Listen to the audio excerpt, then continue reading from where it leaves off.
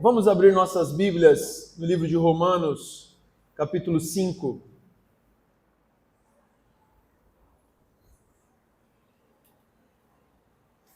Se alguém puder me trazer um pouquinho de água, por favor. Romanos, capítulo 5, versículo 12.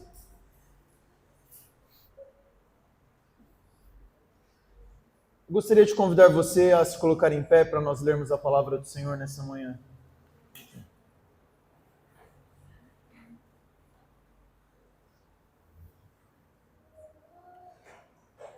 Portanto, da mesma forma como o pecado entrou no mundo por um homem, e pelo pecado a morte, assim também a morte veio a todos os homens, porque todos pecaram. Pois antes de ser dada a lei, o pecado já estava no mundo. Mas o pecado não é levado em conta quando não existe lei. Todavia, a morte reinou desde o tempo de Adão até o de Moisés, mesmo sobre aqueles que não cometeram pecado semelhante à transgressão de Adão, o qual era um tipo daquele que haveria de vir. Entretanto, não há comparação entre a dádiva e a transgressão. De fato, muitos morreram por causa da transgressão de um só homem.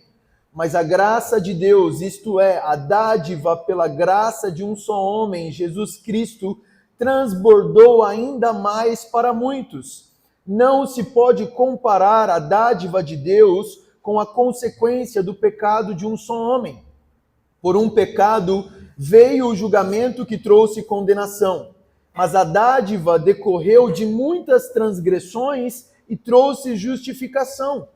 Se pela transgressão de um só a morte reinou por meio dele, muito mais aqueles que recebem de Deus a imensa provisão da graça e a dádiva da justiça reinarão em vida por meio de um único homem, Jesus Cristo. Consequentemente, assim como uma só transgressão resultou na condenação de todos os homens, assim também um só ato de justiça resultou na justificação que traz vida a todos os homens. Logo, assim como por meio da desobediência de um só homem, muitos foram feitos pecadores, assim também por meio da obediência de um único homem, muitos serão feitos justos. A lei foi introduzida para que a transgressão fosse ressaltada, mas onde aumentou o pecado, transbordou a graça, a fim de que, assim como o pecado reinou na morte, também a graça reine pela justiça para conceder vida eterna mediante Jesus Cristo nosso Senhor. Esta é a palavra do Senhor. Vamos orar. Incline sua cabeça. Senhor, nós amamos a Tua palavra, Deus. Nós amamos a Tua palavra, Senhor. Nós te agradecemos porque o Senhor nos deu, o Senhor nos entregou a Tua palavra.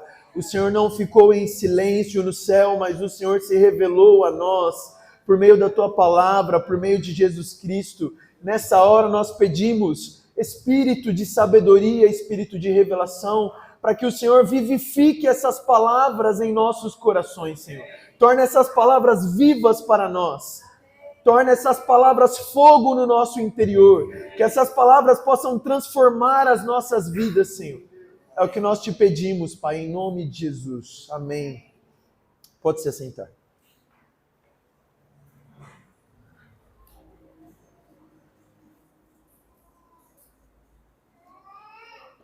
Gostaria de começar essa pregação fazendo uma pergunta para você. Se fosse pedido a você para resumir a história da humanidade, faça um resumo da história da humanidade. Como você resumiria a história da humanidade? E por que eu estou fazendo essa pergunta?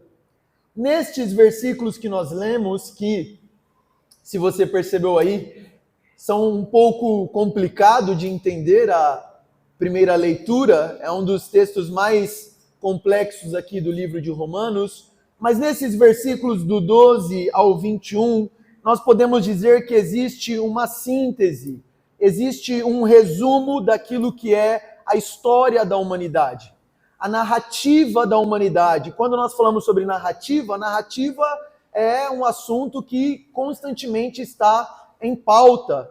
No nosso mundo contemporâneo aí nós vemos as guerras das narrativas. Fulano de tal acha que o mundo deve girar e acontecer dessa forma, mas outras pessoas acham que o mundo funciona dessa maneira e as pessoas deveriam agir então dessa maneira. Nós temos diversas narrativas pelas quais as pessoas enxergam o mundo e pelo qual as pessoas vivem as suas vidas. Cada um tem a sua narrativa que acha melhor. Mas qual é a narrativa divina para a história humana? Como é a história humana pela ótica de Deus? E nesse texto aqui de Romanos 5, do 12 ao 21, nós temos como se fosse um resumo de toda a narrativa da história humana. E por que é importante você prestar atenção nessa mensagem de hoje? Porque se essa é a maneira de Deus de escrever a história, se essa é a narrativa divina, é muito importante que você esteja enquadrado nessa narrativa. É muito importante que você esteja situado nessa narrativa. É muito importante que a sua narrativa de história, a forma como você enxerga a história, seja a mesma forma que Deus enxerga a história. Por que isso é importante? Porque se não for da mesma forma que você enxerga a história, da forma como Deus enxerga a história, adivinha só, alguém está errado. E adivinha só, não é Deus. Se a sua forma de enxergar o mundo não é a mesma forma de Deus enxergar o mundo e a história, a sua forma está errada e, consequentemente, as suas ações também estarão erradas. E uma outra coisa que nós vemos muito forte aqui nesse texto é uma questão de identidade. E isso é um outro problema, uma outra questão que é muito debatida e muito levantada hoje. Identidade. Quem é você? A que grupo você pertence? Hoje no mundo é muito debatido sobre a ideologia de gênero, né? Será que as pessoas nascem mesmo homem e mulher? Ou será que isso é uma escolha que ela faz? Será que é a influência dos pais e da sociedade que levam ela a escolher qual é a identidade dela? Então hoje existe também uma outra briga no mundo que é a questão da identidade. Quem é você? E quantos de nós já não tentamos responder essa pergunta também? Quem eu sou? Alguns até hoje talvez estão se fazendo essa pergunta. Quem eu sou? Talvez até hoje você está tentando se enquadrar em algum grupo. A que grupo você pertence? Quem é você? E isso também é importante. Porque até que você descubra quem você é e a que grupo você pertence, você também não vai encontrar sentido para a sua vida. E esse texto, ele também nos fala sobre identidade. E nós vamos olhar para tudo isso nesta manhã. O primeiro versículo, ele começa com uma palavra dizendo assim, portanto. Ou seja, se um texto, irmãos, começa com essa conjunção aí, portanto, significa o quê? Que o que ele vai falar agora está conectado com o que ele falou anteriormente. E como nós vimos ali em Romanos capítulo 5, Paulo está falando sobre, a última pregação foi os benefícios da justificação pela fé. É o assunto de Paulo em Romanos capítulo 5. E algo muito interessante que acontece em Romanos capítulo 5 é porque aqui em Romanos capítulo 5, ele vai dizer que nós éramos fracos, que o ser humano era ímpio, que o ser humano era pecador, o ser humano era inimigo de Deus. Ele usa todos esses adjetivos diferentes para falar do ser humano. Mas, por mais que o ser humano seja fraco, ímpio, pecador e inimigo de Deus, Deus justificou o ser humano. Deus transformou esses seres humanos em seres humanos justos, em seres humanos dignos, por causa de um ato específico de Jesus Cristo na cruz. E se você pensa sobre isso, a pergunta que você deve se fazer é: como isso foi possível? Como é que Deus pegou os seres humanos ímpios, inimigos, fracos e pecadores e os transformou, e os salvou, e os justificou. Como que um fato que aconteceu há 2000 anos atrás, a morte de Jesus na cruz, conseguiu salvar a humanidade? Então, neste capítulo aqui, nesses versículos, Paulo vai destrinchar como Jesus fez isso. Amém, irmãos?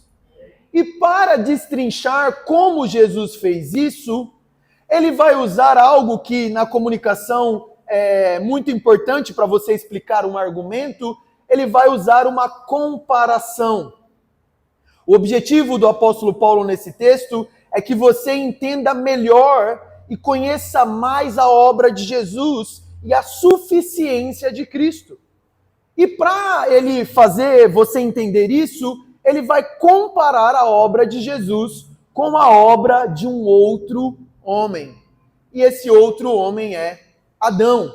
Então o que Paulo vai fazer nesse texto é colocar Adão de um lado e colocar Cristo de outro lado e mostrar as semelhanças que existem entre Adão e Cristo, mas muito mais do que isso, mostrar a superioridade que existe de Cristo sobre Adão. Muitas vezes, quando as coisas não são colocadas em perspectiva, você não consegue enxergar o tamanho daquela coisa. Às vezes você acha que fulano de tal ele é alto porque ele tem 1,80 m mais ou menos, 1,90 m. Mas aí quando você encontra jogadores de basquete que tem 2,10 m, 2,15 m, você percebe que aquele que você achava alto não era tão alto assim. Porque agora você tem uma outra perspectiva por causa da comparação. Então, quando nós comparamos duas coisas, aquilo torna um pouco mais fácil a nossa compreensão. Amém, irmãos? E é isso que Paulo vai fazer nesse texto. Ele vai olhar para Adão e ele vai olhar para Jesus e compará-los para que a obra e a pessoa de Jesus se tornem muito maiores aos nossos olhos. E se nós, voltando ao exemplo que eu dei no início, falando sobre esta grande narrativa que é nos descrito aqui da história, se nós fôssemos pensar nessa narrativa como um grande lençol egípcio de 1000 fios, sabe quando você tem um lençol e aí tem um fiozinho que ele está saindo e aí você fala, não, deixa eu tirar esse fiozinho aqui. É uma boa ideia isso, gente? Você puxa aquele fio, o que acontece? Ele não para de vir mais. E, eventualmente, aquele lençol se desfaz. Se nós fôssemos pensar nessa história, nessa narrativa, como um grande lençol, nós vamos puxar aqui 3 fios para que a gente enxergue como essa narrativa ela é feita, como essa narrativa ela é construída. E os 3 fios são os seguintes, se você está anotando, você pode anotar. Primeiro fio, 2 homens. O segundo fio, 2 ações, e o terceiro fio, 2 resultados. A história humana se resume a isso. 2 homens, 2 ações e 2 resultados. E o primeiro homem que nós vamos falar é Adão. Versículo 12. Portanto, da mesma forma como o pecado entrou no mundo por um homem, e pelo pecado a morte, assim também a morte veio a todos os homens, porque todos pecaram. Então aqui Paulo inicia o texto falando sobre este primeiro homem que foi Adão. E você percebe que ele nem diz que é Adão aqui neste primeiro versículo, mas todos sabem como foi que o pecado entrou no mundo. Ele está fazendo uma referência ao capítulo 3 de Gênesis, quando Adão e Eva, eles desobedecem a Deus e eles comem do fruto da árvore do conhecimento do bem e do mal, cujo Deus havia proibido que eles fizessem isso. Então Paulo está dizendo, olha, da mesma forma como o pecado entrou no mundo, e talvez você já deva ter feito essa pergunta, e como é que o pecado entrou no mundo? Como é que o mundo se tornou o que ele é hoje? Como que as pessoas se tornaram tão más como elas são hoje? E Paulo está explicando, o pecado entrou no mundo por meio de um homem. E quem é este homem? Adão, é o que ele está dizendo. E ele diz, e pelo pecado a morte. A consequência do pecado é a morte. Por que as pessoas morrem? Por causa do pecado. Não era para existir morte. A morte existe por causa do pecado. Mas vai ficando mais interessante esse texto. Assim também a morte veio a todos os homens, porque todos pecaram. E aqui entra algo muito interessante, porque Paulo vai começar a dizer que o pecado entrou no mundo por causa de Adão. Mas não somente que o pecado entrou no mundo por causa de Adão. Por causa do pecado, a morte entrou no mundo. E se você já parou para notar aí, a morte atinge todas as pessoas. Tem alguém que é isento da morte? Tem alguém aqui entre nós que é imortal? A morte atingiu ou vai atingir todos os homens. A morte, ela vai assediar todas as pessoas. O texto diz, assim também a morte veio a todos os homens. A morte veio a todos os homens. Mas espera, o pecado não foi de Adão? E talvez essa é uma pergunta que você já deve ter se feito aí. Se foi Adão que pecou, por que eu tenho que pagar pelos pecados de Adão? Quem já fez essa pergunta, irmão? Quem já falou assim, é tudo culpa de Adão? Se Adão pecou, não, então Adão que morra, Adão que receba as consequências do pecado dele. Mas Paulo está dizendo que não é isso. Paulo está dizendo que o pecado entrou no mundo por causa de Adão. Logo, a morte atingiu todos os homens. E aí, olha só a última frase do versículo 12. Ele diz, porque todos pecaram. E aqui, você precisa prestar muita atenção no que está acontecendo aqui, especificamente nessa frase, porque todos pecaram. O que significa essa frase?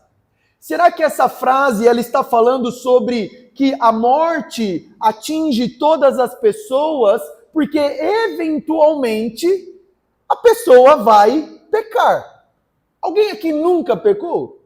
Ou seja, eventualmente as pessoas vão pecar. Todos os seres humanos, eles vão pecar. Ah, então é por isso que a morte os alcançou. Porque eventualmente ele pecou. Não. Não é por causa disso que a morte alcança todos os homens. E olha o argumento de Paulo se destrinchando no versículo 13. Pois antes de ser dada a lei, o pecado já estava no mundo. Antes que houvesse certo ou errado, o que as pessoas já estavam fazendo? Pecando. Mas o pecado não é levado em conta quando não existe lei. Se ninguém sabe que aquilo é errado, então aquele pecado não vai ser levado em conta. Todavia, a morte reinou desde o tempo de Adão até Moisés, mesmo sobre aqueles que não cometeram um pecado semelhante à transgressão de Adão, o qual era um tipo daquele que haveria de vir. O que Paulo está dizendo? Olha, mesmo aqueles que não transgrediram a lei, porque a lei não existia, foram alcançados também com o quê? Com a morte. A morte também reinou de Adão até Moisés. Então não são simplesmente os pecados individuais que nós cometemos que faz com que a morte nos alcance. Não são somente os pecados que nós cometemos que faz com que a gente fique sujeito à morte e ao inferno. É isso que Paulo está querendo dizer. Ele está querendo dizer que mesmo antes de você cometer o seu primeiro pecado, a morte já tinha poder sobre você, por causa do pecado de Adão. É isso que Paulo está querendo dizer. Mas aí volta a pergunta, mas se foi Adão que pecou, por que isso chega até mim? Foi ele que pecou. E aqui o que Paulo está nos mostrando é que Adão não era simplesmente um indivíduo pecando. Adão, ele estava representando toda a humanidade.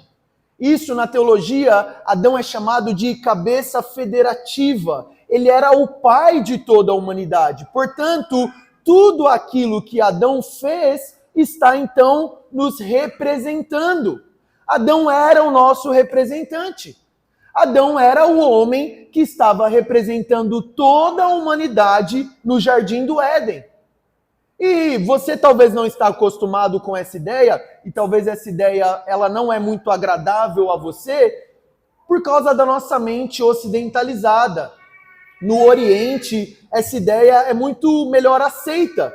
Mas eu quero dar um exemplo para você aqui do que significa ser o cabeça federativa e representar um grupo de pessoas. Por exemplo, o nosso presidente, querendo ou não, ele nos representa diante das outras nações.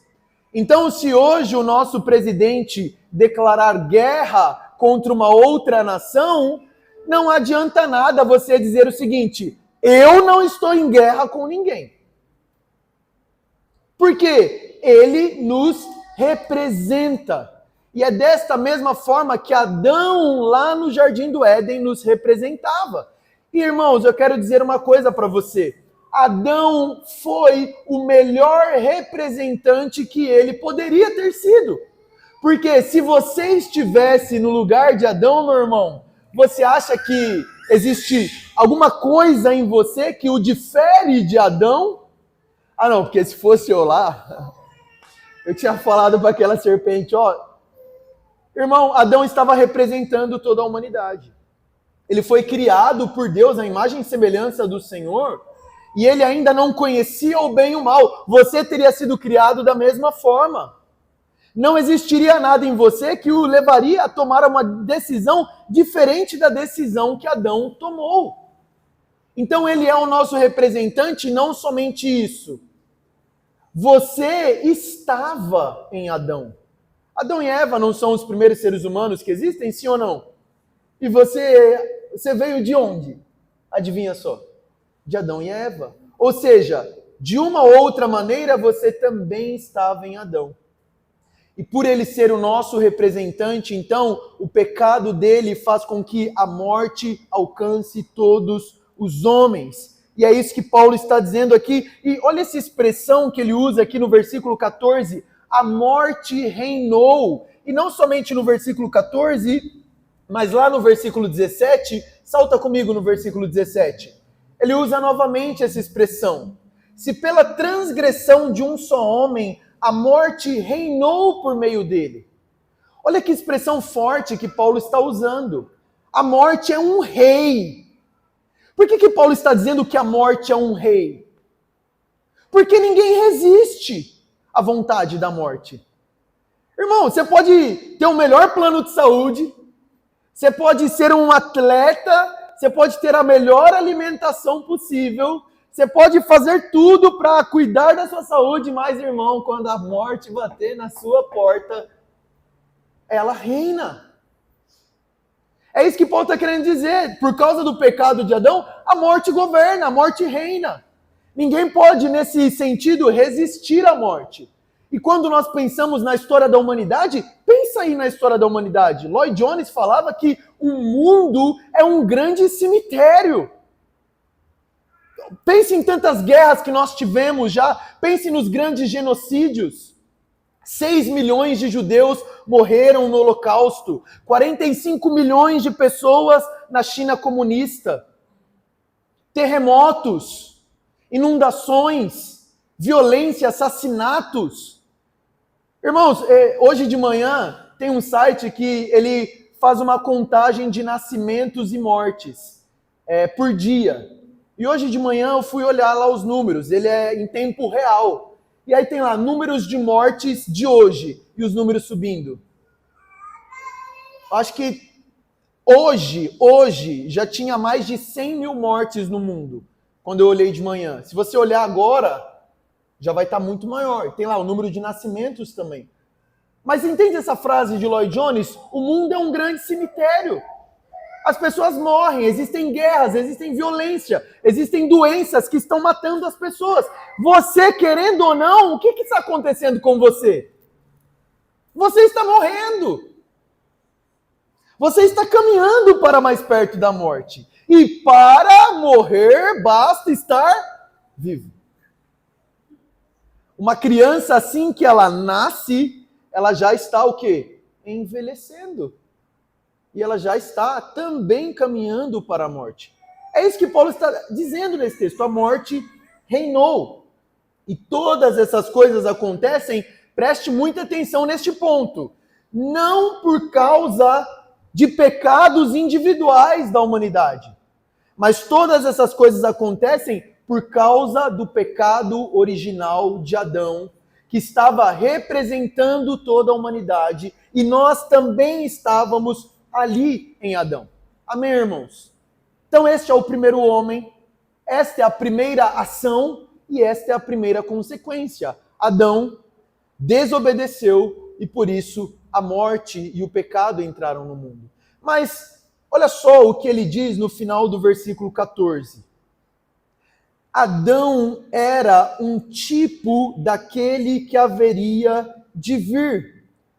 O que é um tipo? Não sei como que está aí na sua versão, mas talvez na sua versão está dizendo que ele era uma figura, uma sombra, um símbolo ou um apontamento. Isso aqui é muito curioso.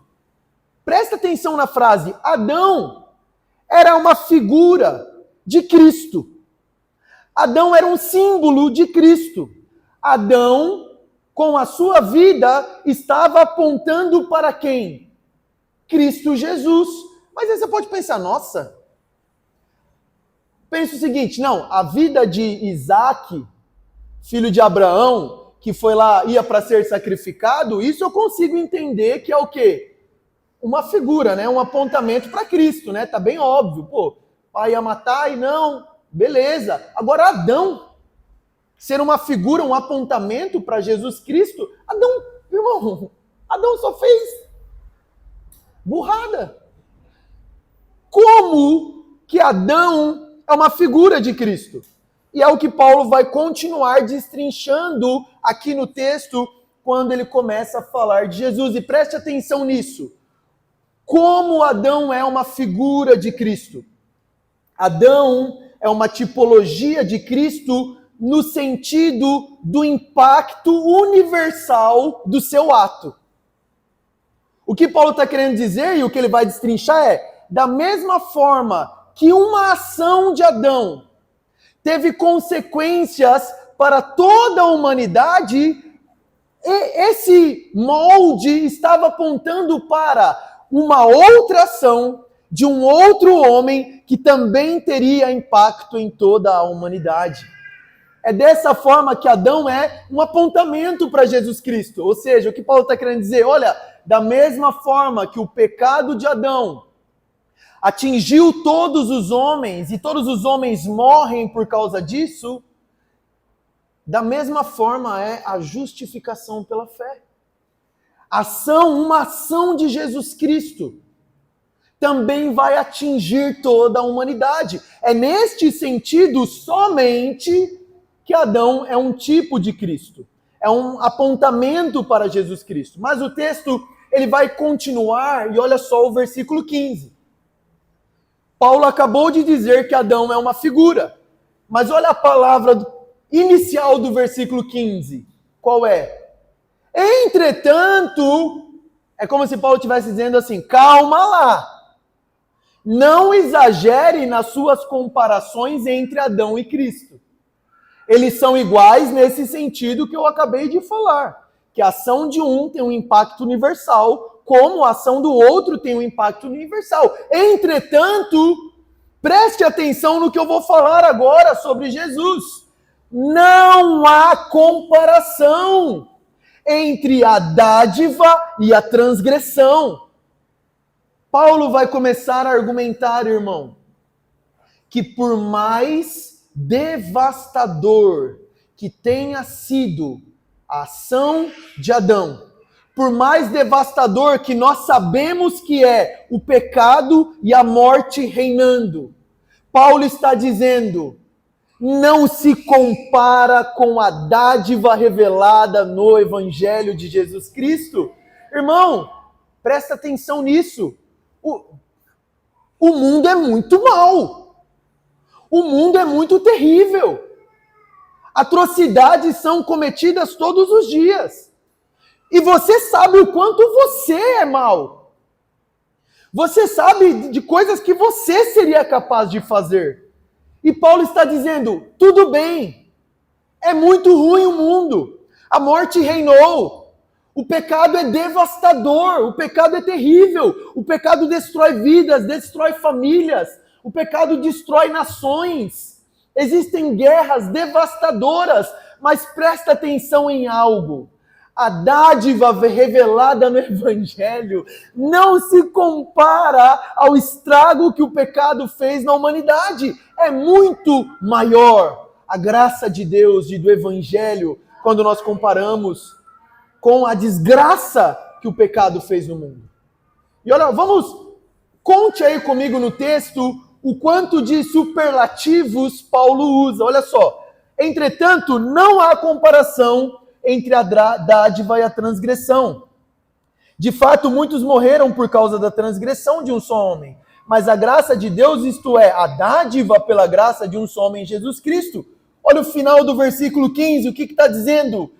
Transbordou ainda mais.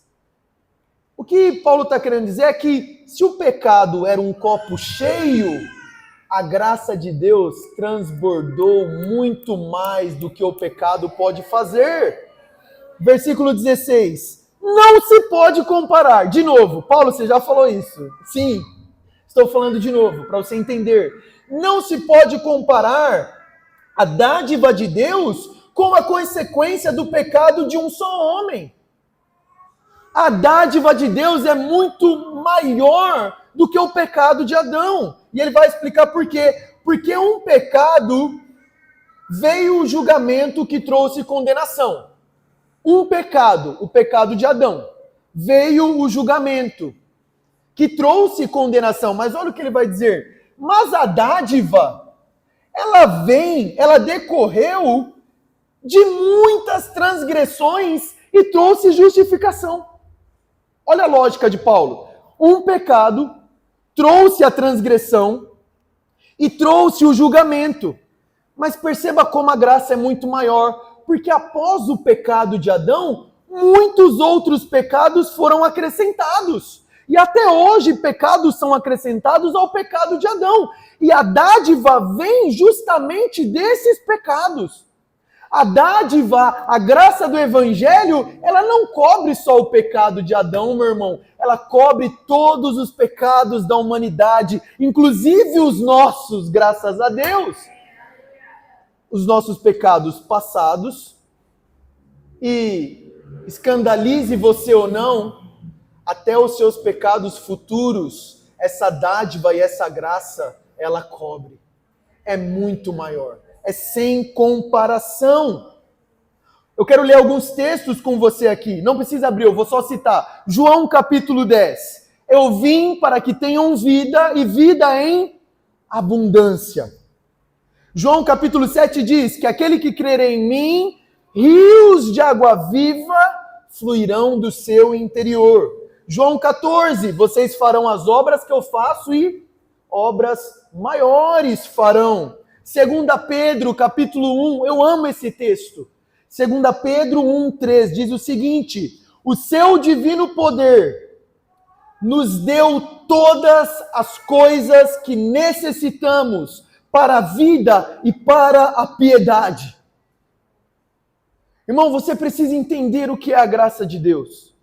O seu divino poder nos deu todas as coisas que precisamos para a vida e para a piedade. O que esse texto está dizendo? Que a graça transbordou tanto, que ela te deu tudo aquilo que é necessário para você viver. Olha a promessa de Jesus, eu vim para que vocês tenham vida, mas não uma vida meia boca. Não para viver um cristianismo mais ou menos. Eu vim para dar vida a vocês e uma vida que abunda, uma vida que transborda. Uma vida cheia de graça, cheio de poder, cheio de verdade, cheio de fé, cheio de vida. Não se pode comparar a graça revelada no Evangelho com os efeitos do pecado na nossa vida. É isso que Paulo está dizendo aqui. Cristo, meu irmão, não é um equivalente a Adão. Jesus não é simplesmente uma reversão daquilo que deu errado e aí ficou empatado. Cristo é muito mais do que Adão. Cristo é muito maior do que Adão. Os efeitos do pecado são ruins e negativos? São demais. Mas não se compara ao presente que nós recebemos por meio do Evangelho. Aquilo que nós temos é muito maior do que o mundo tem. Vida em abundância. Tudo o que você precisa. Meu irmão, você consegue crer nisso? E o meu coração, eu oro para que o Senhor libere fé no seu coração, para crer nisso que Pedro fala. O seu divino poder nos deu tudo. Nos deu tudo o que necessitamos para a vida e para a piedade. Se você recebe a graça de Deus, meu irmão, você literalmente não precisa de mais nada. Você já tem tudo o que você precisa, porque Cristo é infinitamente superior a Adão. Não se compara a consequência da obra de Jesus Cristo com a consequência da obra de Adão. A graça é um transbordar, não é um copo cheio novamente. Eu quero ler aqui em Romanos, abra comigo aí, Romanos capítulo 8.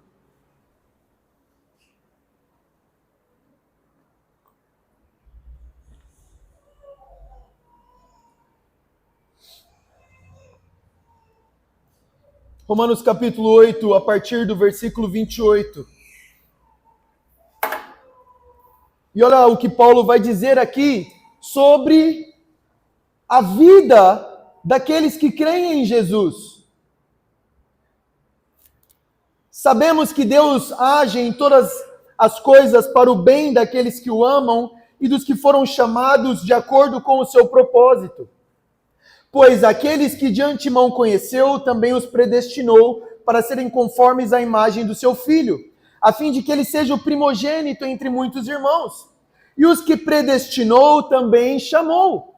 Os que chamou, também justificou. Aos que justificou, também glorificou. Olha o que Paulo está dizendo. Essa obra é tão forte, é tão certo, não se pode nem comparar com aquilo que Adão fez, que até a glorificação, que é uma ação futura, ele já coloca como se tivesse acontecido. Porque é certeza que vai acontecer. Aos que justificou, a esses também glorificou. Amém, meu irmão? O texto continua. 31. Que diremos, pois, diante dessas coisas? Se Deus é a nosso favor, se Deus é por nós, se essa graça, se essa dádiva transbordou por meio da cruz de Jesus Cristo, se Deus é por nós, quem será contra nós? Nem Adão pode ser contra nós. E ele vai listar uma série de coisas aqui. 32, olha a lógica aqui, irmão. Olha a lógica do Evangelho. Olha a lógica da vida cristã. Aquele que não poupou o seu próprio filho, mas o entregou por todos nós. Como não nos dará juntamente com ele, e de graça, todas as coisas? Ele não poupou o filho, irmão. É por isso que ele diz, eu vim para que tenham vida, e vida plena, vida em abundante, vida como uma fonte que está constantemente jorrando. Quem beber dele não sente mais sede, não tem mais necessidade. Ele é essa fonte. Ele não poupou o filho, o que ele vai poupar? Ele não poupou o filho, o que ele não vai te dar? O seu divino poder nos tem dado todas as coisas que necessitamos para a vida e para a piedade. Ele continua no versículo 33. Quem fará acusação contra os escolhidos de Deus? Quem? Levante-se, quem vai fazer acusação? Se Deus está a nosso favor. Você quer lutar contra Deus? Nem você mesmo pode se acusar. Nós temos um sumo sacerdote que intercede por nós, à destra de Deus. É Deus quem os justifica, quem os condenará. Foi Cristo Jesus que morreu e mais, que ressuscitou e está à direita de Deus e também intercede por nós. Irmão, não fique debaixo de acusação. Ficar debaixo de acusação e aquele peso do pecado é não reconhecer essa graça de Deus. É bom você ficar triste por causa do pecado, você precisa. Mas você não pode cair neste lugar e achar que agora precisa pagar alguma coisa para ter acesso novamente ao Senhor. Quem os condenará? É Deus que nos justifica. Versículo 35. Quem nos separará do amor de Cristo? Será a tribulação? Não. Angústia, perseguição, fome, nudez, perigo, espada? Como está escrito, por amor de ti, enfrentamos a morte todos os dias. Sabe o que Paulo está querendo dizer? Pode vir tribulação. Os efeitos da obra de Jesus na nossa vida, eles serão consumados apenas na volta de Jesus. Ou seja, nós ainda podemos morrer. Mas Paulo está dizendo, por amor de ti, enfrentamos a morte todos os dias. Qual é a tribulação de hoje? Pode vir. Eu tenho uma graça, uma dádiva sobre a minha vida que transborda, que supera as tribulações, que supera os problemas. Existe um rio de água viva fluindo do meu interior. Eu tenho vida em abundância. Eu tenho tudo que eu necessito para a vida e para a piedade. Eu tenho Jesus. É isso que Paulo está dizendo. Somos considerados como ovelhas destinadas ao matadouro. O que ele está querendo dizer? Como é que a ovelha vai para o matadouro? Ela vai esperneando, reclamando, murmurando, com preguiça, Não, ela vai serena, paz, tranquila, para o matadouro. Porque ela entendeu que ela tem um bom pastor, que não negou o seu filho e não nos negará nada que nós precisamos. 37. Em todas essas coisas, somos mais que vencedores. Eu nem sei o que isso significa. É porque ser vencedor, já é bom, né? Ser vencedor já é muito bom. Agora, ser mais que vencedor, é isso que o Evangelho faz. É isso que Paulo está dizendo sobre essa graça que transbordou. Não é que você era um perdedor em Adão e agora você é um vencedor em Cristo. Não é que a sua conta tinha 10 mil negativo e agora Deus pagou e está zero lá. A justificação pela fé não é isso. Pagar nossa dívida, a gente pensa, eu estava devendo 10 mil reais. Aí Jesus morreu na cruz e deu lá 10 mil reais e deixou minha conta. Gente, quem tem 0 reais na conta é o quê? Pobre. Não foi isso que o Evangelho fez com você. Jesus não te deixou pobre. Não era 10 mil negativos, e aí Jesus morre na cruz, paga a nossa dívida, e aí a gente fica com 0. Não é nem que depois disso ele depositou 10 mil, e agora você tem 10 mil na sua conta. Não é nem isso. Ele pagou os seus 10 mil que você devia e ele depositou 1 trilhão de reais. Dinheiro zero que não acaba, que você não sabe nem contar. E hoje você é a pessoa mais rica que existe no universo por causa da obra de Jesus Cristo. Vamos concluir Romanos 8. 38. Pois estou convencido. Estou convencido. Irmão, é isso. É neste lugar que nós devemos chegar. Apesar de tudo. É neste lugar que nós devemos chegar. É nesse lugar que nós devemos ansiar estar. Isso é a vida cristã. Essa é a verdadeira fé. Este é o verdadeiro discípulo. Os seus dias precisam estar permeados com essa convicção. Eu sei que os dias não são fáceis, irmãos. mas essas verdades continuam sendo verdades, mesmo nos seus dias difíceis. E você precisa estar cheio. Eu estou convicto, eu estou convencido de que nem morte, nem vida, nem anjos, nem demônios, nem presente, nem futuro, nem quaisquer poderes, nem altura, nem profundidade, nem qualquer outra coisa na criação será capaz de nos separar do amor de Deus que está em Cristo Jesus, nosso Senhor. Essa é a convicção que nós devemos ter. Mas agora eu quero pensar com você em algo muito sério.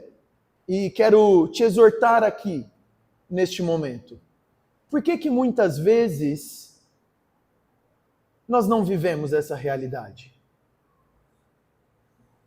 Por que muitas vezes a nossa vida não se parece nada com isso que o apóstolo Paulo está descrevendo aqui? Por que muitas vezes a nossa vida parece tão amarrada, parece que a gente sempre está em um lamaçal, sempre se encontra em um buraco, e sempre... Eu quero te exortar em algo aqui, que pode ser essa uma das razões pela qual você está vivendo dessa forma. Romanos capítulo 6, que é o assunto da semana que vem, mas eu já quero adiantar aqui no versículo 12, olha o que Paulo diz. Portanto, não permitam que o pecado continue dominando os seus corpos mortais, fazendo que vocês obedeçam aos seus desejos. Não ofereçam os membros do corpo de vocês ao pecado como instrumentos de injustiça. Antes, ofereçam-se a Deus como quem voltou da morte para a vida. E ofereçam os membros do corpo de vocês a Ele como instrumentos da justiça. Irmão, para nós vivermos as realidades do Evangelho, nós precisamos diariamente de uma coisa: arrependimento. Arrependimento e fé no Evangelho. Talvez a razão pela qual nós não estamos vivendo essa vida é porque nós não estamos encontrando este lugar de arrependimento profundo. Porque Paulo está dizendo, olha, a morte não reina mais sobre vocês. A graça transbordou, é vida em abundância, é fonte de água viva jorrando, é obras maiores que a de Jesus, é mais do que vencedores. Então, irmão, não permita que o pecado continue dominando o seu corpo mortal e não se entregue mais aos seus próprios desejos. Renuncie o pecado diariamente. Diariamente você precisa fazer esse exercício de dizer não ao pecado e de mergulhar na graça de Deus, ou melhor, deixar a graça de Deus te transbordar. Ao acordar, irmão, levanta pensando nisso. Deus tem graça para hoje, Senhor. Tem misericórdia transbordante para hoje, Senhor. Hoje me ajuda a renunciar aos prazeres do pecado. Irmão, nós precisamos levar essa busca à santidade a sério, porque tudo isso que nós estamos falando é uma promessa de Deus para nós. É para nós vivermos, entrarmos nessas realidades, mas nós precisamos nos arrepender dos nossos pecados e confiar, ter aquela convicção de que nada pode nos separar do amor de Deus. É levantar todos os dias e pregar o Evangelho para você mesmo. Levante todos os dias e relembre para você as verdades do Evangelho. O que é o Evangelho? Isso vai liberar poder sobre a sua vida. E se você não está conseguindo, pede para alguém, fala, prega o Evangelho para mim aí, que hoje está difícil. Me lembra das verdades do Evangelho. É para isso que existe igreja. É para isso que existe a comunidade, para nós nos lembrarmos do Evangelho. Porque é essa vida que é prometida para nós. E no versículo 20... olha o que ele diz, a lei foi introduzida para que a transgressão fosse ressaltada. Isso aqui é muito curioso. Não tinha lei antes de Moisés. A lei foi introduzida para que os pecados se tornassem mais evidentes. O que Paulo está querendo dizer aqui? Eu vou dar uma ilustração. Existe uma lei que está aqui na minha mente que nenhum de vocês ainda sabe. Vocês não sabem qual é esse mandamento que está na minha mente. Então, vocês podem até estar descumprindo esse mandamento, mas vocês estão inconscientes dele. Agora, se eu falo assim, olha, é proibido ficar sentado. Agora você sabe que você está infringindo uma lei. É isso que Paulo está querendo dizer aqui. A lei foi introduzida para que o pecado fosse ressaltado. Mas eu quero concluir com essa frase aqui. Mas onde abundou o pecado, superabundou a graça de Deus. Irmão, perceba que Deus usa mesmo até os nossos erros para derramar a sua infinita graça e misericórdia. É como se a graça de Deus estivesse apenas ali esperando Adão pecar para que ela fosse transbordada sobre ele.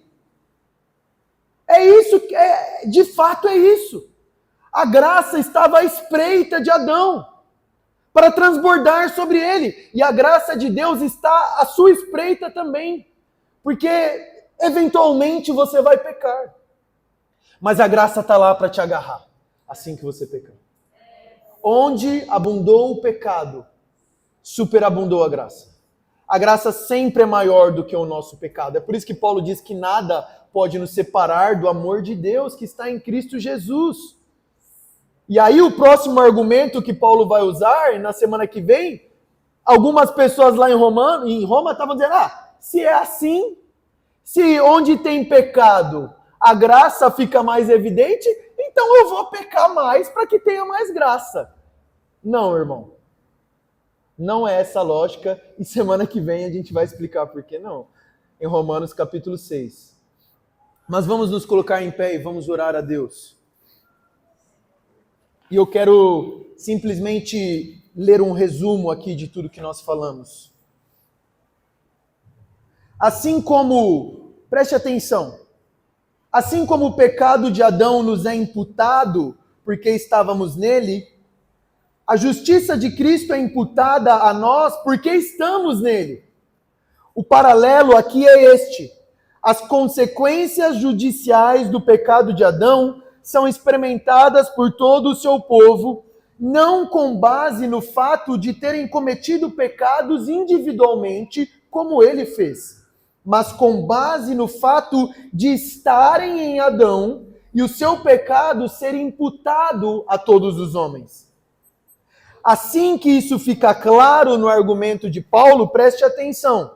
Ele traz Cristo como um paralelo. As consequências judiciais da justiça de Cristo são experimentadas por todo o seu povo. Não com base em praticarem atos justos como ele fez, mas com base em estarem em Cristo e a sua justiça ser imputada a nós. A razão mais profunda pela qual a morte reina sobre todos os homens não é por causa dos nossos pecados individuais, mas por causa do pecado de Adão que nos foi imputado. Portanto, preste atenção nisso. A razão mais profunda pela qual a vida eterna reina em nós não é por causa das nossas ações individuais de justiça, mas por causa da justiça de Cristo, imputada a nós pela graça por meio da fé. Senhor Jesus,